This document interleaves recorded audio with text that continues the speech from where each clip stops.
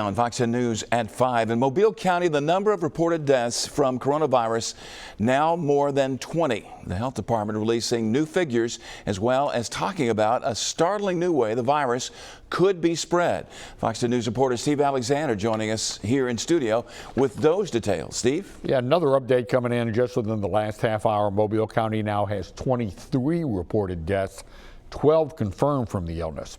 The difference in the number is that the cause of death in the other cases has to be confirmed in Montgomery. Now, regarding face coverings, Dr. Wendy Murphy with the Mobile County Health Department said that the department has heard from 1 or 2 large grocery stores that the stores were going to require face coverings for employees. And she also answered a question about the possibility of the virus traveling in secondhand smoke or living in vape smoke. If you are smoking or vaping and you exhale, yes, if you have infection, there could be droplets that you exhale that carry the virus on those droplets.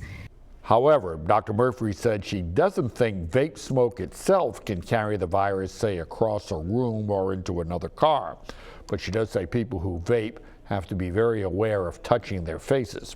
She also said the numbers are holding pretty steady, that about 10% of COVID patients are hospitalized in Mobile. That means 90% recovering at home, and that the percentage of those dying in Mobile County with COVID-19 has been about 2 to 3%.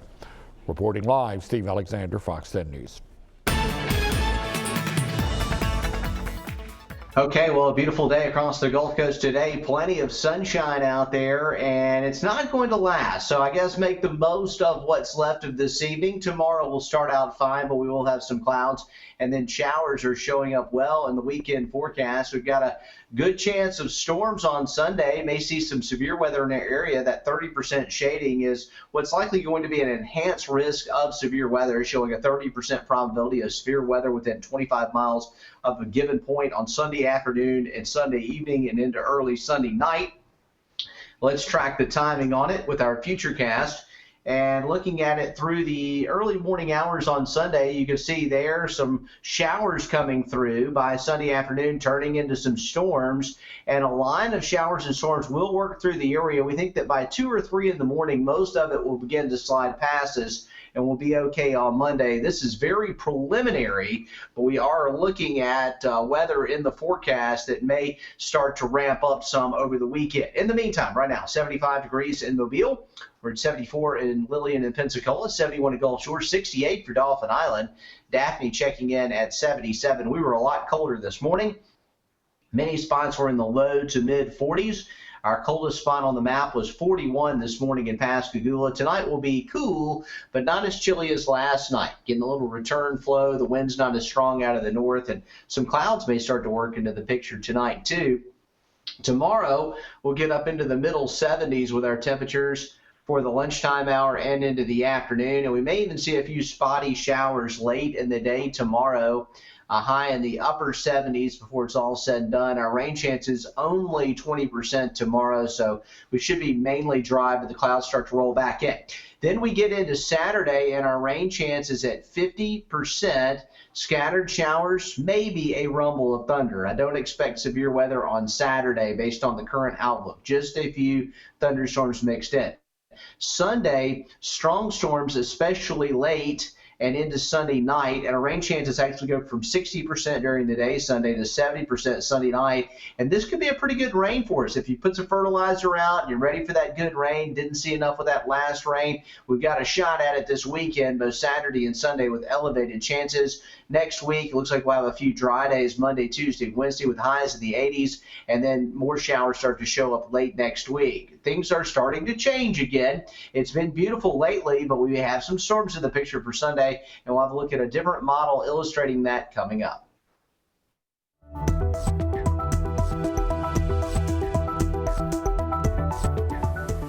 And as the coronavirus situation continues to unfold, a lot of us are left with many questions, and Fox News is trying to help with that.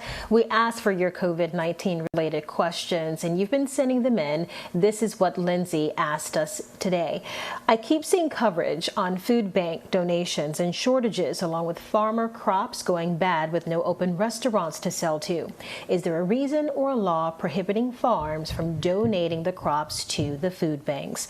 Well, I reached out to the Alabama Farmers Federation, and this is what they say. Fortunately, there is no widespread issue in Alabama with fruits and veggies spoiling in the field.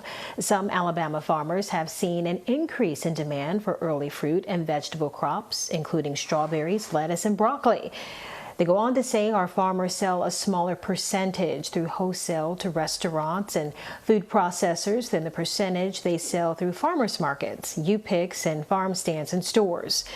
They add also that many Alabama fruit and vegetable growers do donate crops to food banks and other charitable groups to make sure minimal waste while helping those in need. I want to thank you, Lindsay, for that question, and send in yours too. We can't promise we'll find all the answers to them all, but we will do our best. Email your COVID question to covid19@fox10tv.com. I'll be answering a new question every night, so be sure to join us. We'll be right back.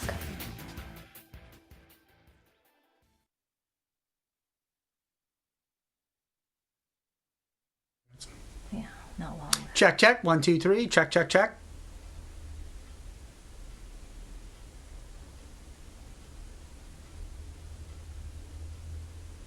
All right.